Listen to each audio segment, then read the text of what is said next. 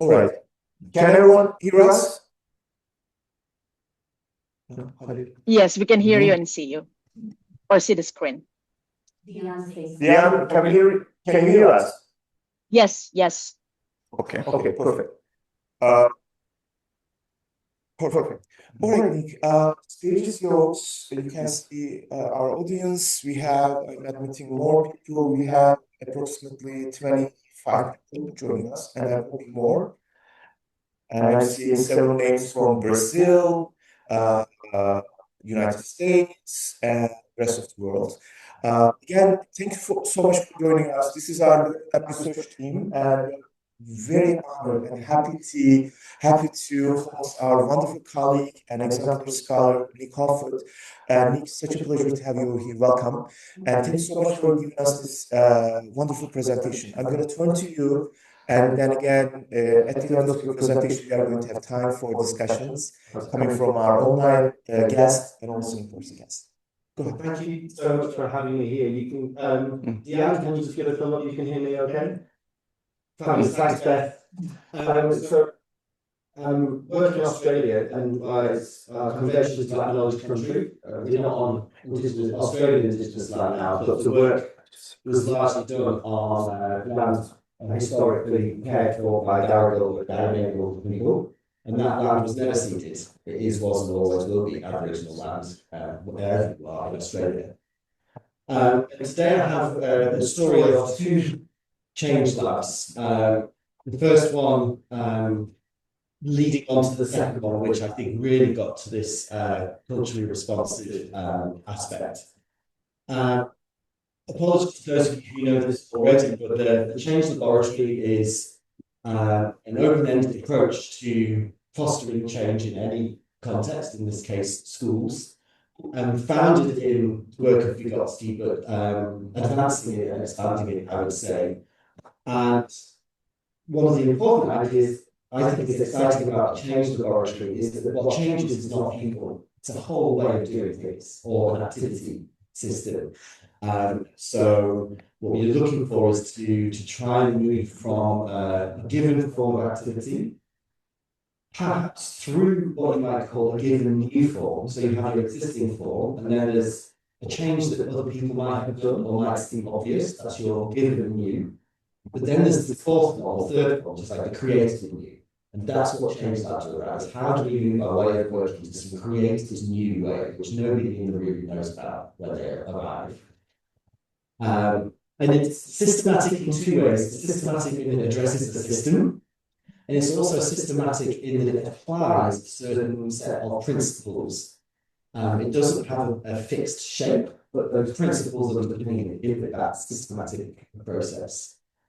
And interestingly, the school in Australia where I've been given some Change Laboratories, and I was there listening to one of the teachers involved describe us to their colleagues. They said, if you want a quick fix, don't ask me to come do a change lab. And I was really pleased that that's what they say. It's not about that. It's, I would say, a patient, often frustrating way of trying to work with change. Although in this case, we had some kind of issues with time that changed that. And the Change Lab is really about a qualitative transformation, not something where you have a single measurement at the beginning and one at the end to say, oh, we're X% better now. Like if you want that, go somewhere else. Thanks. I've been looking at Change Laboratories in schools, and I should say it's Change Laboratories and their siblings, in which I would include the Learning Lab, there's something called Change Group, there's also Room Change. I think anyway, there are various names for these things. Learning Labs, Indigenous Learning Labs being siblings. First, I believe it was in the late 90s in Finland, Kathmandu School in Helsinki, and now I've found at least 70 different studies around the world. It's not a lot when you look at the kind of educational research that happens, but there's a lot. They've tackled a lot of issues, and it's a growing way of approaching change. Later this year, I just received an email when I was on my way to the United States. I did a review of the Change Labs, was kind of like a snapshot, like who's done what and where.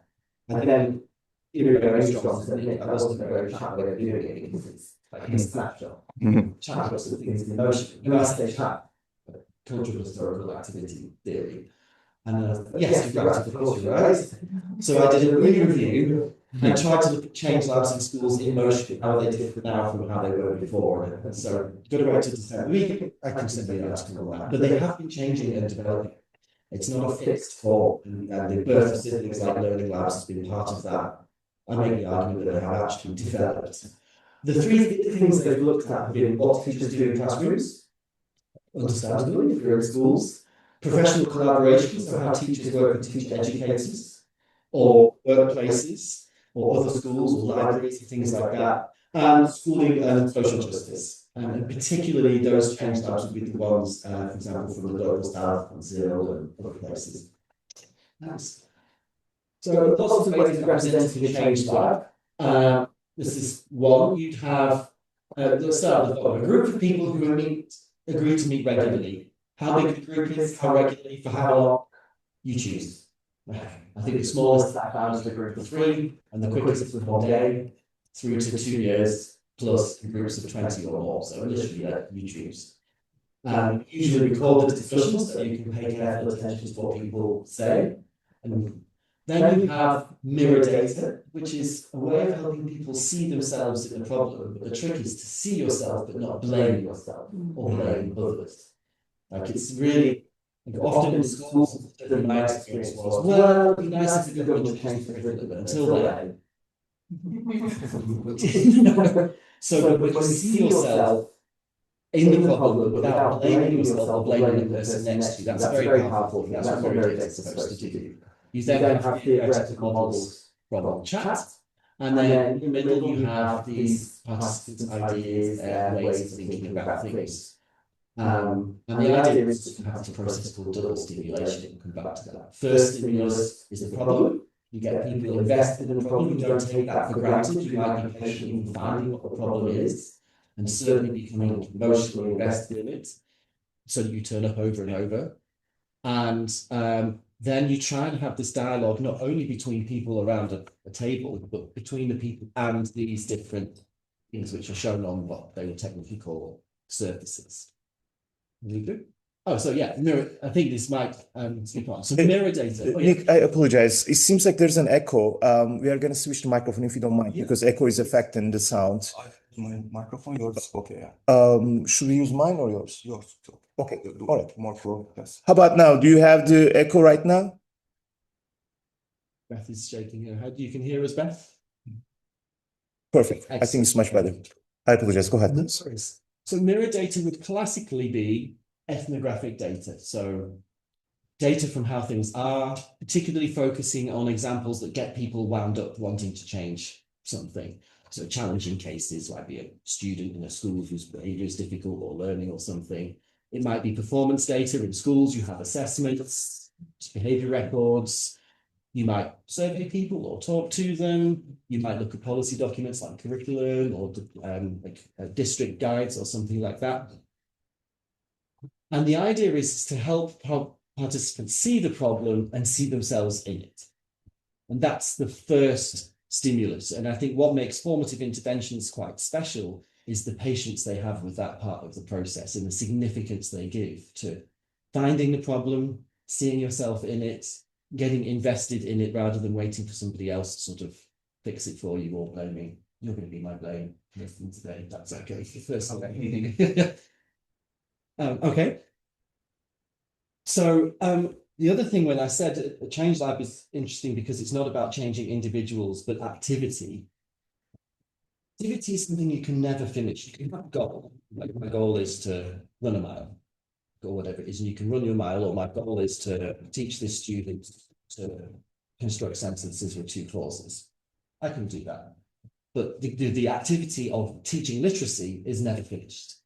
Because activity is never finished, it means it's been going on, it has a history.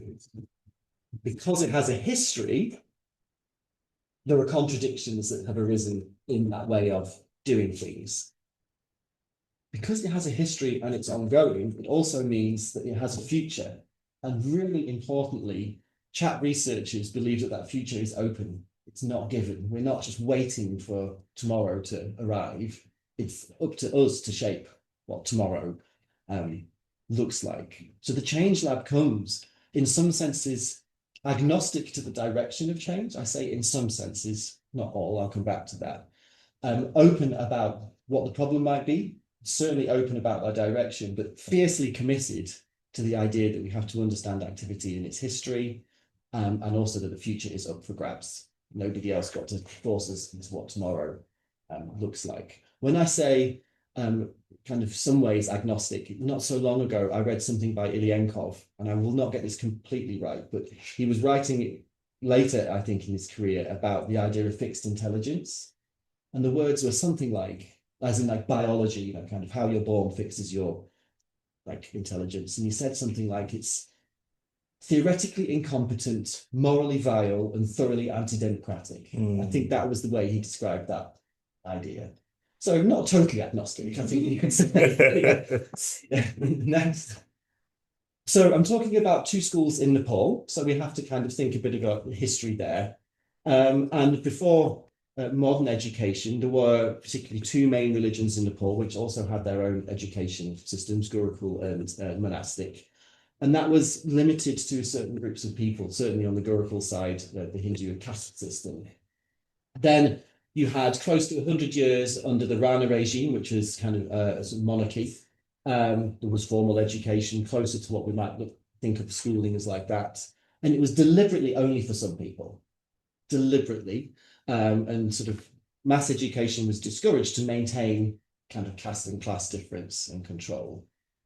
Then in the second half of the last century, there was sort of a democratization of education. So this commission was introduced, and a strong role actually for the United States in that.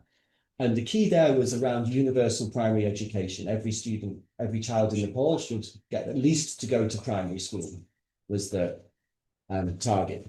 The intention was there, the reality differed in a country that's largely mountainous, lots of places that are 3 or 4 days walk from the road. In those times, lots of the teachers teaching in primary schools would be qualified to do so because they also went to primary school. That would have been what gave you the ticket to be a teacher. Then we had this Pancha era, which was around kind of nation building in a sense through education, or a relationship between education and the nation.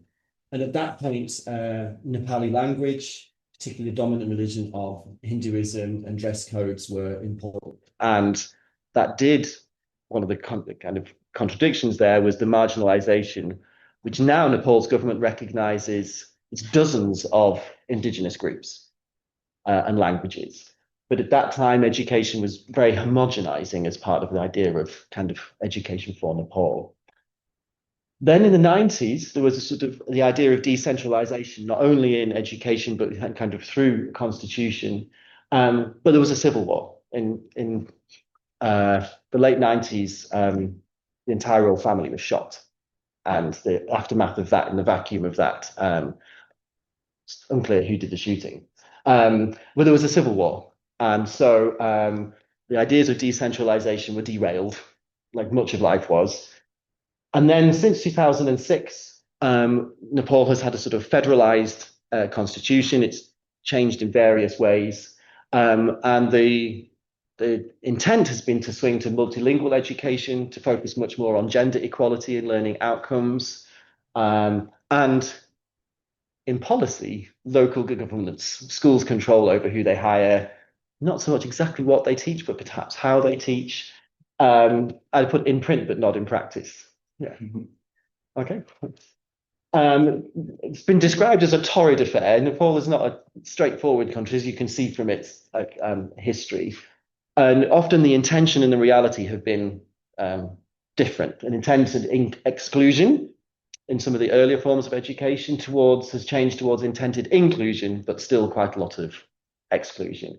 Intended centralization at first has been switched with intended decentralization, but as Hamal calls it, dubious rhetoric. Like, we'll write that, but like the Curriculum Planning Authority in Kathmandu still has a lot to say. Intended inequality at first, through to intended equality, but still inequality, and a growing aspect of private education, as in many countries in that area. And this is where it's somewhat controversial. some Nepali colleagues I've worked with have, in drafts of papers, said, I don't want us using that word. Nepal was never formally colonized, unlike its neighbor India, which is British colony. But a growing number of Nepali scholars recognize that it was ideologically colonized. The fact that if you walk into a school in Nepal, the language you're most likely to hear is English tells you something about kind of global politics and how they've influenced Nepal's education system. But there has been kind of actual colonial freedom versus growing colonial influence. And why that's important is because the British, when they put their version of education in India, it wasn't to be nice, it was to control. And so then when Nepal adopted many aspects of India's education system, they were also adapting that tool of control. So borrowing a syllabus and assessments from a system that functioned to perpetuate British control is a reality of Nepal, even though Nepal was never a British colony. So the first Change Lab, what we had was, it was funded through the Australian government, and we were able to have some teachers and teacher educators for 2 weeks. So we were a little bit intense, like Change Labs would normally take longer, but we had a 2-week kind of start and then a long tail. And we, a bit like in the learning labs, we didn't have the opportunity to go and hang out in schools and do all these observations. Our mirror data was a little bit lean. We did a little sort of email survey with people, and we asked them questions like, what are some of the frustrations you have? What do you remember when you were happy at school as a child? What would you like to see in schooling? And the big thing was, they said, it's like every lesson feels like we're trying to park a truck in a space for a motorbike because there's so much content. That was the sort of vibe. That's how they feel, just drowning in prescribed content. Thanks. And the people involved with this were Drishti, she's on the left, Reena from Creative Academy School. Kirtipur is part of Kathmandu, the capital of Nepal. And it's a private school, but for many parents, it would be cheaper than a public school. So there's private education in Nepal does not mean expensive education. Same in India, same with many other countries around that region. We have Parbat Dungana, Binod Prasad Pant. They're from Kathmandu University School of Education, who are involved in teacher education and had a close relationship with that school. So Parbat and Binod came to Sydney, and then when they went back to Nepal, they set up this collaboration with Creative Academy. And so in this case, one of the chat theoretical models we use, so this is the second stimulus, these tools, so the mirror data kind of makes you feel close to the problem. The idea of the theoretical tools is to make you feel far away from it, so you can think differently about it, so you can see it in a new way. So they're called the second stimulus. The first stimulus is the problem. The second one is let's kind of find the nature to the problem. And these are these triangles which many people roll their eyes. And in this case, they were found to be helpful. And what we do when we look at triangles, thinking about, I'm not saying the problems in your head, we're saying the problems not even between us, it's between aspects of our activity. And so it's a way of depersonalizing problem, but also systematizing the solution. The solution isn't let's get Elizabeth trained, send you on some workshop and fix that hole in your brain. It's like we've got to rework the system. We've got to rewire how we do this. And this is a way of doing that. So you look for these things called contradictions, and the mission becomes to find them and resolve them. Thanks. The things to be careful with are attention. A disagreement between two people is not a contradiction. It's easy to find lots of tensions. Finding contradictions, not so easy. That's where we need to be patient. Keep on that last one. There we go. Generally, you'd find an underlying contradiction between, this is the kind of Marxist origins, exchange value and use value. In education, the exchange value is your exam results. It's your ticket to the next thing. In Nepal, they have end of year exams. That's their ticket to jobs and to university. What you can exchange your education for. Use value is the person you become. And many education systems, the Australian one, I'm sure the US one, teachers experience that tension on a daily, contradiction on a daily basis. Teaching to the test versus doing what's good for students. You can't just forget the tests. Same was applied in Nepal.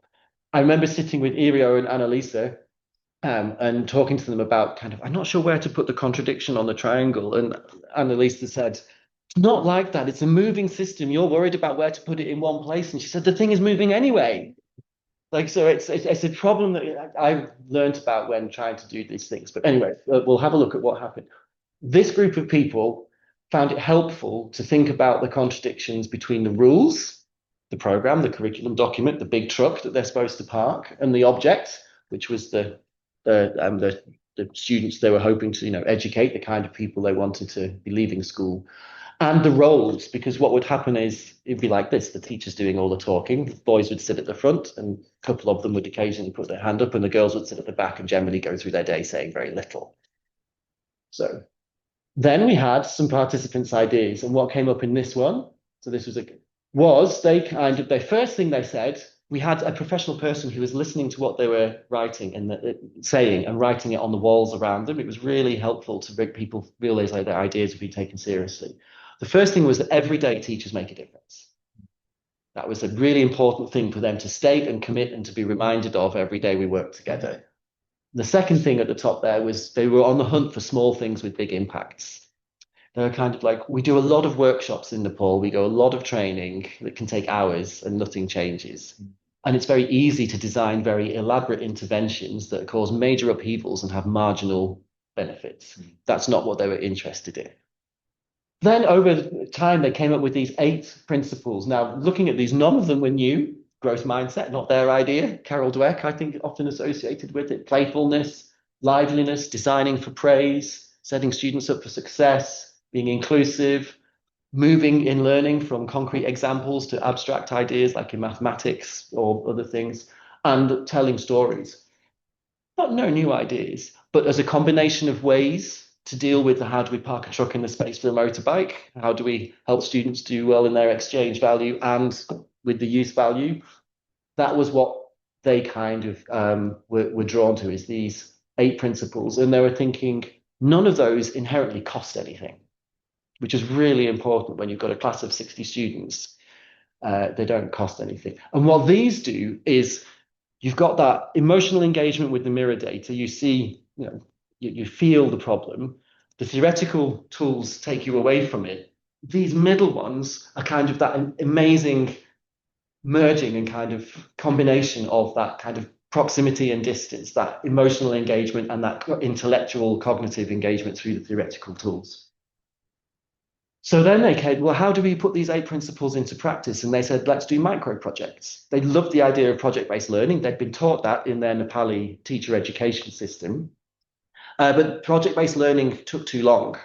That was their thing. We'd like to do it, but we just don't have time because if we spend 4 lessons on project-based learning, I'm 15 pages behind the textbook. So they're like, well, what if we could do problem-based learning, but it never took more than 1 lesson? Maybe teachers would give that a go. And so they came up with this idea of micro projects. They weren't the first to invent that, but for them, with these principles underpinning it, it was a kind of a created new version of things. And they developed some when they first tried it in maths. And this was a class 2, and the idea was count the numbers of the belongings that you have, make a graph on them, and now set some questions for your peers.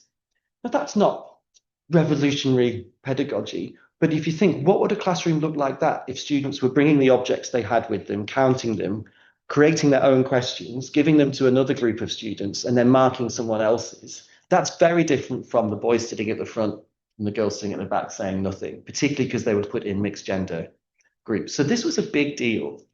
So they tried this. Then what they did was like, okay, that was nice.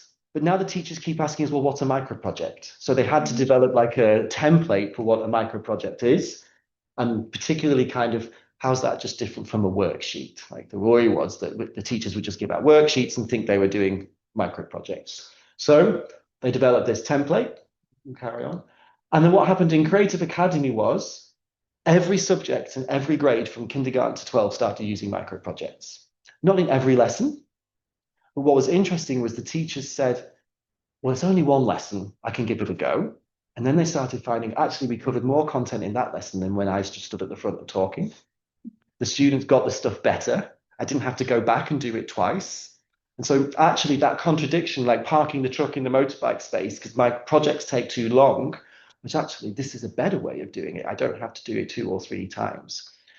So there you have there's some students in grade 2 creative academy. So the micro projects really took off. And I would say in that school, there was a transformation of activity. The way that teaching and learning happened did become really different in important ways.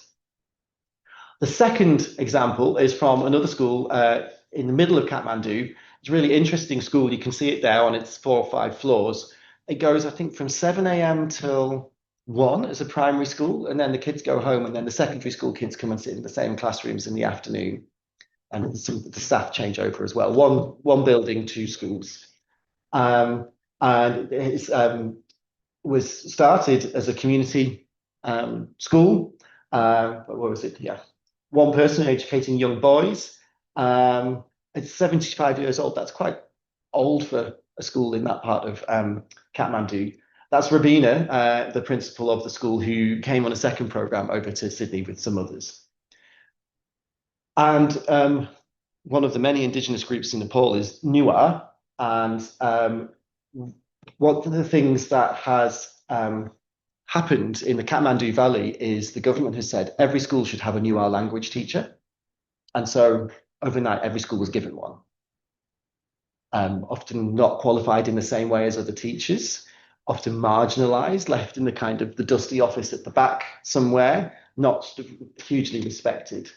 And the government at the time also wanted primary education in particular to be integrated. So STEAM education, science, technology, engineering, arts, and mathematics. Interestingly, you asked Binod Pant, who came, and he said, the problem of trying to integrate different subjects is a nice Western problem you've given us, thank you very much. Because before you came along, we used to do that quite naturally. So there you go, there's that colonial history for you. But when they were there in Australia, we had some engagement with Indigenous education in Australia. And Rabina said it impacted her to think about her roots, her as a Nuar woman, her community, the architecturally rich places she performed at, and the songs and sang that, from her childhood. And that for her was quite a big thing. Her Nuar identity was not something that had been foregrounded for her professionally before. And so, this is Nuar script. It's different from Nepali script. I can't read that one. There's some letters look the same.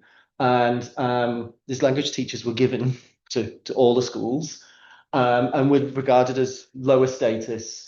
And so even many Nuar people can't read Nuar scripts, even though it's all around them, like on the streets, in the temples, carved into stone. Lots of people can't read it. So here we come back to the theoretical models, and we see the next one. This is about kind of how you know that where activity should be going. We know that we don't like how it is now. Where are we going? There's a theoretical tool to do that. And it often looks like this, that you have 2 changes from now to the future that you desire. There could be more than 2, but the idea is to boil it down to the 2 really fundamental changes that you're talking about.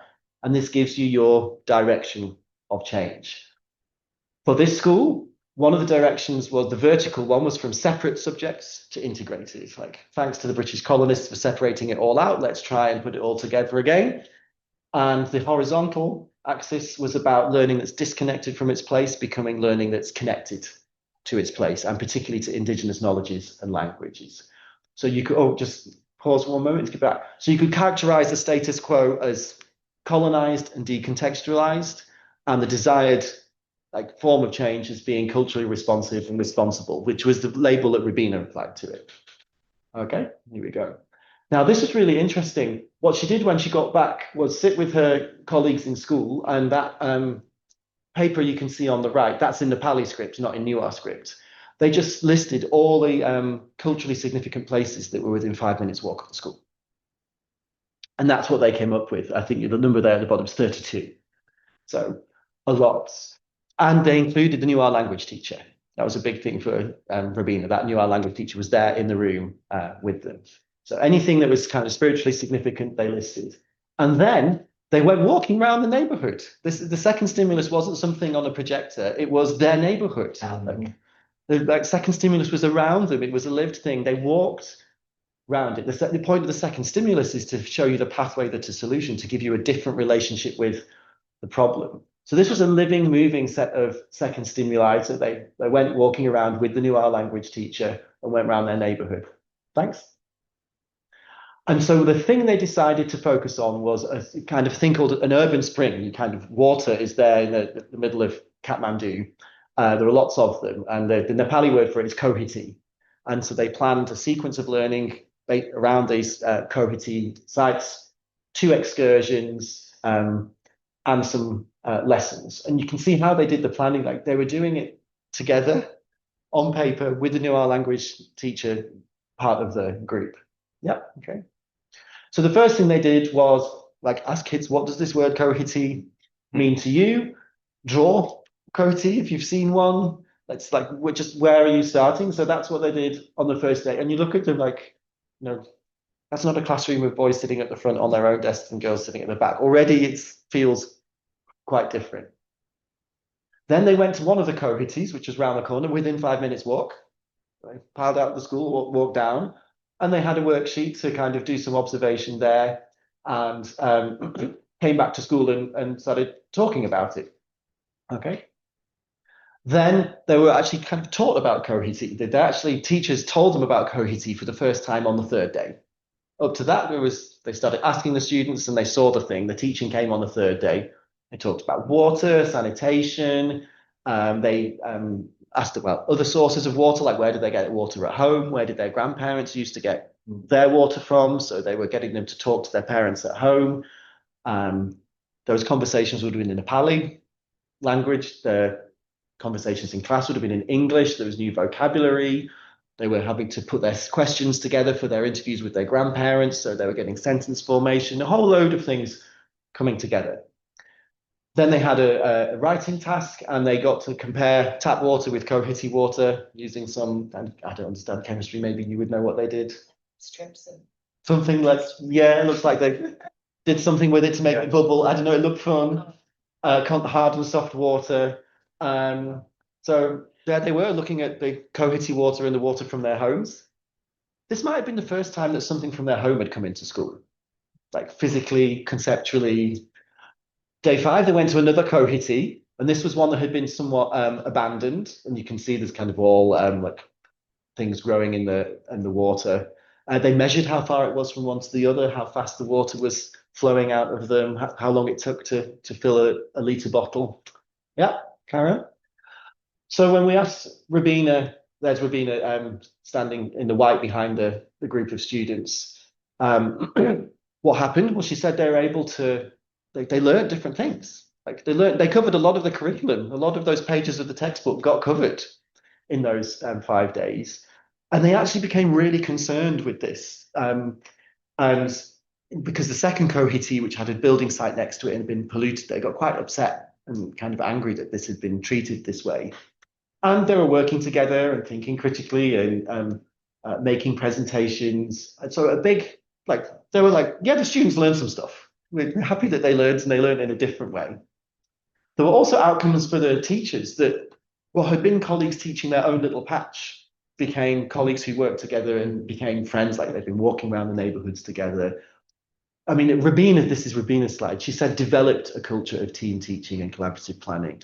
My strong suspicion is, under Rabina's leadership, this was not the first time some teachers had worked together. I don't think you could have had completely isolated teachers suddenly doing this. I think there was something in the culture of Rabina's school that maybe it developed in the sense of advanced, but I don't think it came out of nowhere. The new R language teacher was more fully included in the life of the school and respected. A lot of the writing on the kohiti walls would have been in new R language, and she would have been the person to help students understand that.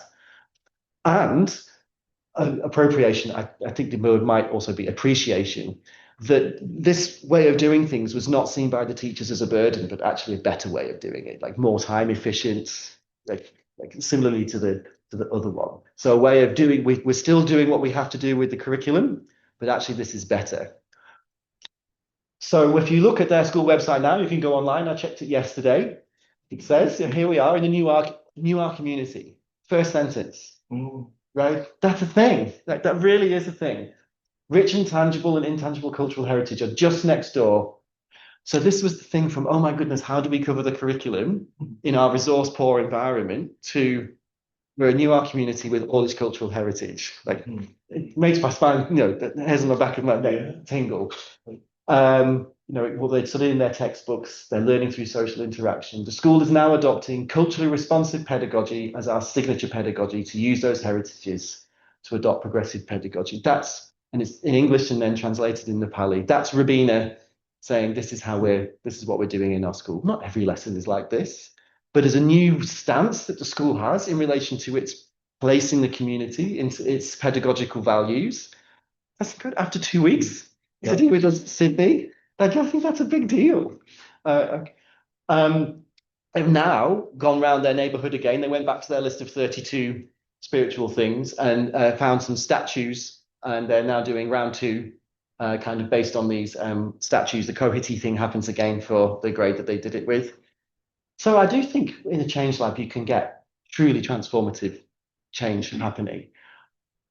We as the researchers had no idea where it was going. We had no directions to give anyone, no turn left here, no do that. But you can offer tools to help people take control. In this case, these were the theoretical tools, but also encouraging those, the middle ones, those participants' ideas to be taken seriously, which is why it's really important that we had the person writing on the wall what people were saying. Those tools are the mirror data, the theoretical models, and representations of the ideas that people are proposing. And that is double stimulation doing what it's supposed to do, like helping us get out of these contradictions. The contradiction between exchange value and use value is still there. It's not gone. But in these schools, they have found a way to maybe be less defined by exchange value, the ticket that you swap your education for, and perhaps also find ways to address the use value of education. The contradiction is still there, but it has a different manifestation in their schools. I think that's it. Perfect.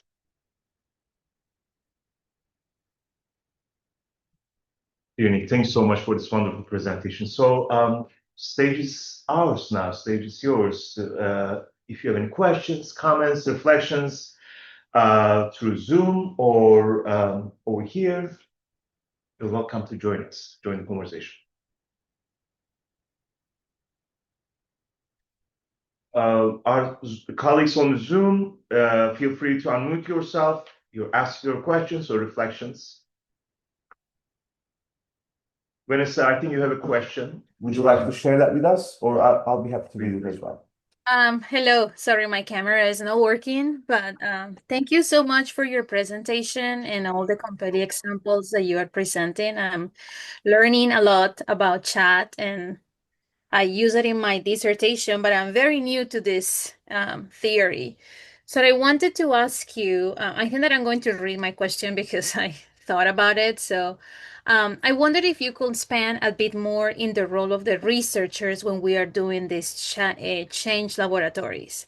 And I really want to better understand how we participate with the communities that we work in the change labs, how we contribute to their community change and the resolution of the contradictions. Are we just observing them? Are we prompting them to think from a different angle? And my overarching question is, do we construct these solutions with them? And if we do, how we do that? Thank you. They understood. Do you have an instinct as to what the answer might be? Well, from my own experience using chat, I think that we do it with them. I think that each community deserves a different treatment and they are at different points in finding the solutions to their issues. In education too, and I think that I prompt them to think in a different way or from different perspectives. So that's from my experience, but I would like to know how it was for you. I agree. And I think you used the word co-construction. I think that's a really nice way of thinking about it, that without the Change Lab, these solutions wouldn't come about. But I didn't know what they were. And I had no idea about Kohiti, or anything like that. But we'd hope to see that without the team of us in Sydney, that I think it's reasonable to say that school wouldn't have had that change in that way without the Change Laboratory. So there is a co-construction there. I think one of the things I've learned in facilitating a few change labs is one of your jobs is, if you pardon my language, to be a pain in the ass. Like you're the one saying, let's not rush this. Like let's not try and do the quick fix. Let's make sure we really understand the problem. We're often presenting what you call these double stimulation tasks. Like you're giving people a tough time. You're intellectually challenging them. You're emotionally engaging them. You're kind of putting the brakes on before we rush to things too quickly. We do a lot of things like encouraging them to stress test their ideas and kind of say, that sounds great. Why would it, who would not like that? Where would the potholes be? Potholes was a great word to use in Kathmandu because they're everywhere. People are used to them on their motorbikes. What do we need to kind of buttress this idea? So we're kind of one of the ways of thinking about the Change Lab facilitator role is to be a pain in the ass. Like you're the one making them think hard, think again, not because they're wrong, but because you really want to be patient and build something really kind of robust. So I think people are often keen. The reflections that both groups of people had said, oh, we sort of thought we were coming to Australia for some training and you made us work really hard. And we're like, yes, you're welcome. That's what it's about.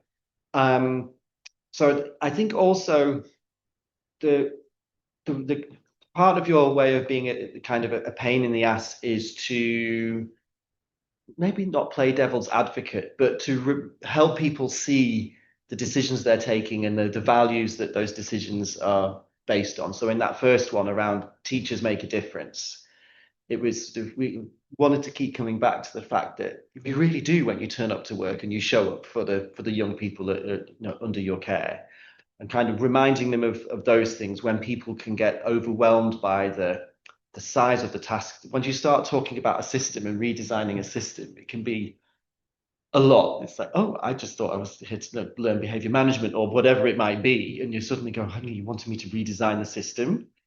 You have to match that high demand with high support. So as well as being a pain in the ass, you also have to kind of be, I'm in your corner. I don't know the answer, but we'll get there and we'll be patient with it. And so our challenge when we had 2 weeks together in Sydney and then everybody went home to Nepal was how we maintain that high support when we're 5,000 miles away.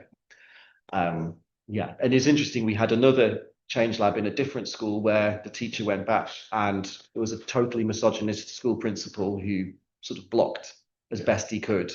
And they were able to succeed with some changes, but despite the school leadership, and his rules were that women wouldn't sit in his office. And like when we went and visited, I think there was a real threat to this person's soft leadership. So Rabina was really remarkable as the kind of leader she was in her school, and Drishti and Rena in Creative Academy really kind of trailblazed, and were fortunate to have a leadership that wanted to support the change going on. So I think one thing I learned from that is that our role as Change Lab facilitators, where it didn't work, I don't think we did our homework and enough work on helping the people broker some of the power relations and structures in their school. We kind of said, you make a difference, it's your classroom. And we're like, for that one person, it wasn't her playground, her sandbox to play with. So has that answered your question a little bit? Pain in the ass and kind of support, I think, is sort of one way of understanding the Change Lab research. Thank you. Yeah, it helps a lot. And I really enjoyed that you said that it's not a quick fix, because many education systems operate under that idea or that ideology that we can just come with a recipe and fix everything so quickly. So I think that really answers my question. So thank you. Thank you, Vanessa. Other questions from our room? Yeah, I'd ask one similar, maybe about the community of stakeholders. You mentioned they brought the Change Lab back to their school and misogynist principal. Curious how you go, like taking a step back of how you maybe identify schools, locations, the community to bring this lab to, and maybe the process you've gone through. It's a really interesting question, because I think one of the key conditions for success of a Change Lab is who's in the room. like in any kind of thing. And in Aidan's work with the Learning Lab, that's been formalized as not like a part of the expansive learning cycle is group formation. Have I got the term right? And I think that's a really significant thing to recognize, that in many settings, who should be in the room, who gets to decide that, how they work together are not given things, particularly if you might be wanting, for example, parents, Indigenous stakeholders, elders, marginalized teachers, like the new our language teacher, like how to be in the room, how to talk respectfully, how to confront disagreements, is a real struggle. So once you have the setting, who's in the room, yeah, is a big deal breaker. And not to assume that when you ask somebody, one person knows. I think that's what I've taken from the Learning Lab, is you've got to ask lots of people. Some examples from health have been really interesting, where they sort of reached an impasse, and they're like, well, we can't do this unless we get the nurse unit manager's permission. They're like, well, then let's pause and go get the nurse unit manager here. So I think that's another thing that is coming out. More and more change labs have that sort of fluidity, is once you've sniffed out what the problem is and where you're going, you might need to change who's in the room. Yeah. I think you also had a question. Yeah, I thank you. This was fascinating. I'm curious, the first stimulus, the mirror data, it seems like still like a total black box, how you get people to see themselves as part of the problem. And I'm curious to hear you talk a little bit about what those conversations are like and what how do you facilitate that? And it's really yeah, and it was a black box in my presentation. Originally, it would have often been videos. Literally, you see yourself, like kind of like see yourself at work. And sometimes it might be photographs and things like that. In these examples, we had these surveys, and the first thing, well, not the first thing, once people had settled a bit and we kind of talked about where we were and what we were doing, we put the survey answers on small bits of paper, anonymized them, and got participants to respond to them and kind of ask them, how do these make you feel when you read this, and have conversations about that. And so it was really the feels that was really important in that mirror data, was when they read each other's frustration. And they're like, oh, we all seem to have this thing of the curriculum is this big, massive thing that we can't fit into the number of lessons that we have. Or it upsets me that I can go through a day and girls in my class never talk, like that sort of thing. So a lot of it is about anything that can get people to get the feels on. In the school in Sydney, we also didn't have the opportunity to do observation, but they had a way of looking at individual and aggregate student data across academic performance, attendance, detentions, their approaches to learning, like effort tracking, their happiness at school, their involvement with sport or drama. That was really interesting, because they could look at graphs of trends over time, and they'd be like, the school had this brilliant language that I've used since. When we were looking at this data, the school said, what stands out and what makes you freak out? Yeah. And that was like a perfect way of getting data to work as mirror data. It's like, when you look at this, what do you notice? When you see this graph of what happens to year nines when the hormones kick in and they hate school, and, you know, kind of like, that stands out, year 9, and then why freak out? And we would then go and look at individual students and say, well, no, they're like, oh, I know that student. Like, or kind of tell me a student who you think fits that graph. And then we'd be like, well, what happened with them? And what would a different ending look like to that story? And what would it take to have that different ending? And all of a sudden you get people starting to talk about solutions. And that question, what would it take, is a really deceptively powerful question. It's used in things like when people might be hesitant about getting a vaccine, example. A doctor might say, what would it take to make you comfortable getting the vaccine? Rather than, why won't you have it? And it's the same when you're trying to get people to see themselves in a problem, but also see themselves as part of the solution. When you start, if you said redesign the system, they'd be like, what?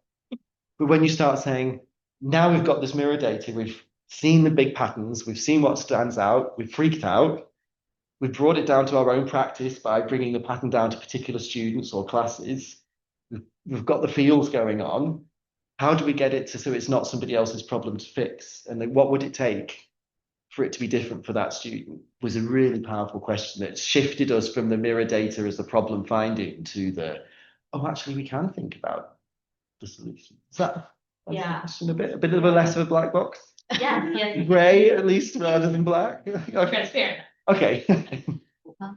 Oh, go ahead. Go ahead, Shweta. Yeah. I'm first of all, thank you so much. This was brilliant. There's so many things that I could relate to. I'm from India. I was part of the system for the first 40 years of my life. I'm curious the responses that you receive when you present this to audiences in the West, or I think it's phenomenal that they're sort of going back to their roots to move forward. So the idea of culture and cultural responsiveness, for me, my first reaction was it's a little ironic, but so I'm curious how people respond to this idea of cultural responsiveness. Are like other labs sort of talking to each other? And let's say if you make this presentation at your home base, is there any co-learning and application from the change that happens here? Because this is a really different context, It is, and the irony is, I'm really glad you pointed that out. Yes. I think it's really interesting that from an outsider's perspective, one of the things that people have said to me afterwards is, I wonder if in our case too, maybe there's no kind of, it's not some new thing from outer space that's waiting for us. Maybe there've been things that right in front of us all along, and that we've got very good at missing that in what's around us. So the things like, it was a flip. So one of the interesting things was when we took the people who come from Nepal and from Bhutan to Australian schools, like at lunchtime, the first thing they were saying was, oh my goodness, you only have 25 students in the classroom, and they all got laptops. And then at lunch, they sat and chatted with the teachers.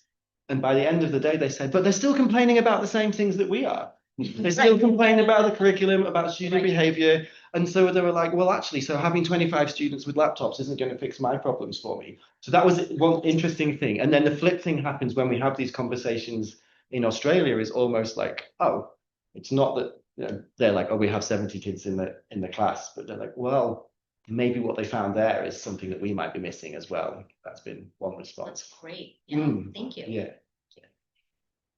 Thank you. Our time is done, but it seems like we have a question in the room. Please go ahead. I think that will be okay. Is that okay with you? Sure. I mean, you were the victim all along, right? And other colleagues on the Zoom, again, feel free to stay on and ask your questions. I know you have some questions. Maybe we can go 10 more minutes. Then after that, we can end the seminar. Please go ahead. Well, I'm curious about how, as facilitators, that mirror data works for you in terms of self-examination and going into these established institutions. It's a really interesting question. I've never been asked that before. I think it can be, I think one way of describing it might be, it makes me feel like an intimate outsider. That you start to kind of get under the skin of an institution, of a school, when you see, like when we looked at those graphs, or you get the teachers talking about things, but you're also, so you have this knowledge of things that not many other people who are outside the situation do. So you have that kind of intimate feeling, but you're also like, this is not me. I've not taught that student. I've not walked around that neighborhood. I've not tried to park this lorry in that motorbike space. So I find myself kind of in that odd position of a strange intimacy with the problem, but having that outside is like, my skin in the game is very different. My skin in the game is the Change Lab that I can publish, and things, and seminars. It's very different. So it's a slightly awkward feeling, but I think that tension is productive. I think that's what makes Change Lab research kind of electric to do, is you're not looking through the window. That's a kind of through the glass observer. You're put in this intimate outsider position. Thanks for asking that question. I haven't even asked it before. Thank you, Nick. And for the last comment and question, I'm going to turn to Zoom. colleagues on Zoom. And Ariel, you made a comment. Would you like to share that with us, your comment and your observation? Ariel, Dr. Rogers, you can unmute Sure. Hi, yourself and everybody. make your comment or questions, please. Yeah, I was just really appreciating the reflection on the role of the change laboratory facilitators and how we are uniquely positioned in many ways to ask questions and lovingly kind of demand critical reflection around particular problems of practice that may be either altogether taken for granted or may seem taboo within the context of the cultures of the organizations that we're helping to shift. And one of the things that I was thinking about throughout the context of the presentation is just the role of relationality in this type of shared and collaborative work. Undoubtedly, relationality is a huge part of joint activity. However, it doesn't always get named as such or taken up as kind of a problem or opportunity that folks engage with head on in change laboratories. And so I'm wondering if you could speak to the role of relational pedagogies in the work of chat, change laboratories, formative interventions, fill in the blank. Wow, what a glorious blank. I think you're onto something really, really interesting. The example that comes most clearly to mind is from a school in Australia where you had, I mentioned to Aidan and Jen last night, the classroom teachers in the primary school and the learning support staff, so the special ed department, I guess, of the school. And it might be fair to say that when we started, they were almost at war. Like there was aggression, accusations of lying, there were very, very tense complaints being made by one against the other through to the schools. And it was tricky to, like, when you think about the relational pedagogy, I guess what happened was we just kept trying to be patient with it and to realize that people needed to feel heard and that it wasn't kind of like trying to find like what really happened in that particular incident. It wasn't a murder investigation. It wasn't like, did you really not show up then, or did that really happen? But allowing people to be heard and feeling that that was respected, and then trying to like, it's been like panning for gold or something, I guess, trying to find those little threads where you're like, actually, you are caring about the same thing.